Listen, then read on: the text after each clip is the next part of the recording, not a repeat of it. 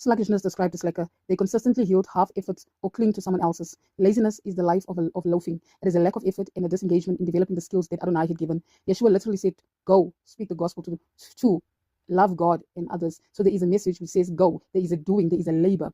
Romans 12:11 reads, do not slack in your faithfulness and hard work. Let your spirit be on fire, bubbling up and boiling over as you serve the Lord and you go out and fulfill the great commission. Healing the sick, casting out demons, raising the dead, cleansing the lepers, and preaching the gospel of Messiah unto the nations is what God has called you to be doing in the season. So don't hide and sit and wait and do nothing and think that things will just happen. Nothing is just going to happen. There is a labor involved. For you to yield results, you need to put something in the ground for you to yield a fruit. For you to see results, you need to put in an effort. You need to put in a labor into getting to where you need to be. And a lot of times we see people hide behind others that are working hard and they do nothing. But laziness is a sin, and the Bible calls it sin. 2 Thessalonians 3:10, if anyone will not work, neither shall he eat. And in Proverbs 12:24, the hand of the diligent will rule, but the lazy will be put to forced labor. So God is very strict when it comes to laziness. God is very strict when it comes to people that do not want to put in an effort.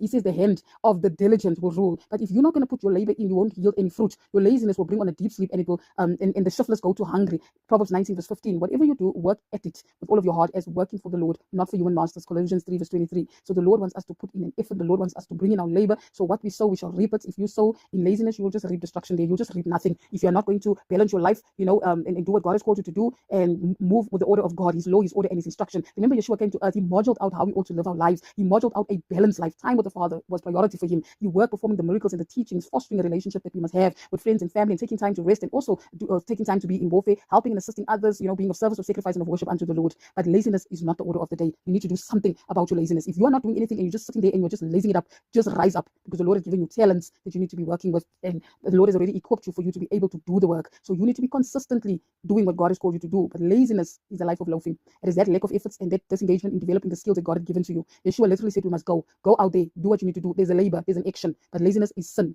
It is sin because laziness separates us from God.